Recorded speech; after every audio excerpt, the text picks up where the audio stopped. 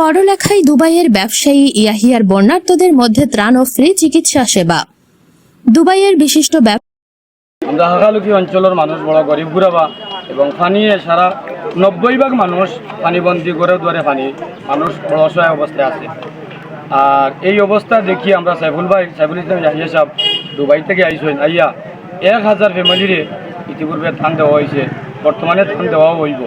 আর free camp হিসাবে আজকে 2 জায়গায় ধান ক্যাম্প স্থাপনা করিয়া বেসরকারিভাবে ঔষধপত্র মানুষের দেখা নিয়ে 4 জন ডাক্তারে দেখতে আসেন।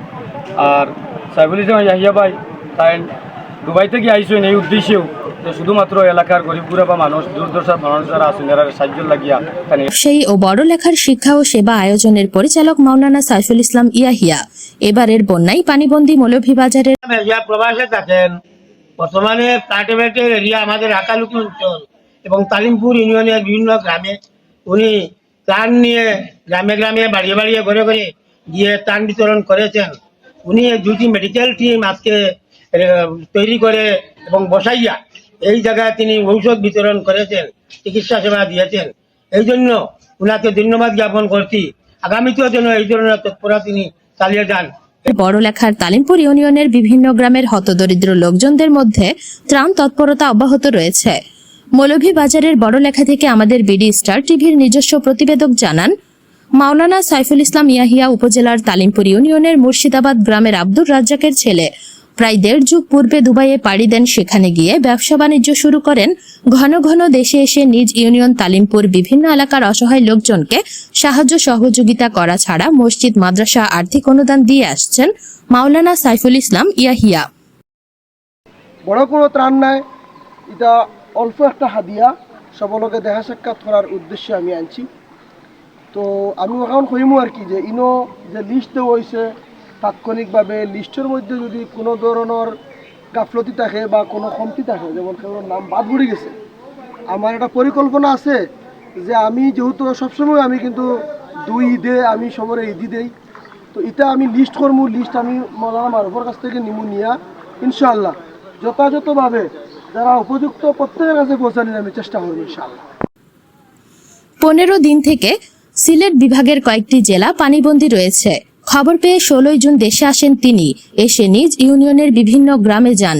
পানিবন্দী 1500 পরিবারের মাঝে রান্না করা খাবার বাড়ি বাড়ি গিয়ে বিতরণ করেন মাওলানা সাইফুল ইসলাম ইয়াহিয়া। মেডিকেল 2টি টিম বসিয়ে 600 বিভিন্ন রোগীকে ব্যবস্থাপত্র ও ফ্রি ওষুধ দেওয়া হয়। এছাড়া 1500 ফুড প্যাকেট প্রস্তুত করছেন, যার মধ্যে রয়েছে চাল, ডাল, আলু, তেল, বিস্কুট রয়েছে, তা বিতরণ অব্যাহত রয়েছে। সামান্য বৃষ্টি বাদল হলে পাহাড়ের মানুষ বন্যায় কবলিত হয়ে যায়।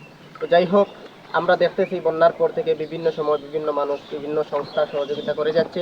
আর আজকে আমরার মধ্যে যে এই বিশেষ আমরার মধ্যমণি আমরার বড় ভাই মাওলানা সাইফুল ইসলাম ইয়াহিয়া সাহেব আলহামদুলিল্লাহ উপস্থিত হয়েছেন। প্রবাসী নেতা আমরার বড় ভাই মাওলানা শামীম রাজা ভাই, এছাড়াও অত্র গ্রামের অনেক গণ্যমান্য মুরব্বিয়ানে কেরামহল উপস্থিত রয়েছেন। আলহামদুলিল্লাহ আমরা দেখতেছি বন্যার পর থেকেই ওনারা বিভিন্ন সময় বিভিন্ন এলাকায় পানিবন্দী মানুষ যে যে জায়গায় আশ্রয় কেন্দ্র যেখানেই মানে সুযোগ রয়েছে ওনারা সহযোগিতার হাত বাড়িয়েছেন, সময় সময় সহযোগিতা করতেছেন।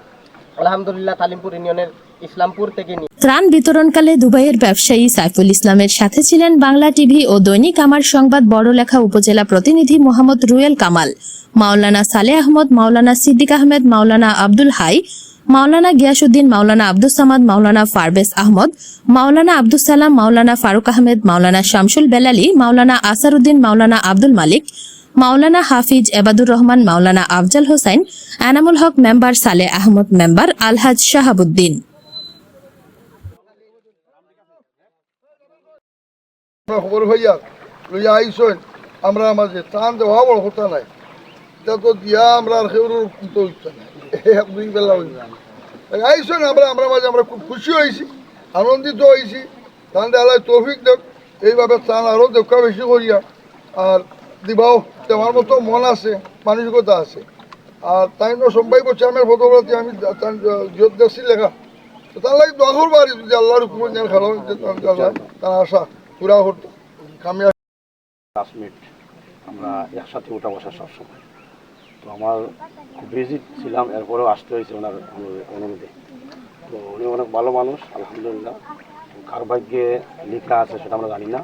যদি উনি আগামীতে চেয়ারম্যান নির্বাচিত হয়, আমাদের এলাকায় অনেক লাভ হবে, উন্নতি হবে। তো বিশেষ করে সবার কাছে দোয়ার অনুরোধ, দোয়াতে ওনার নামটা রাখবেন যাতে উনি নির্বাচিত হয়।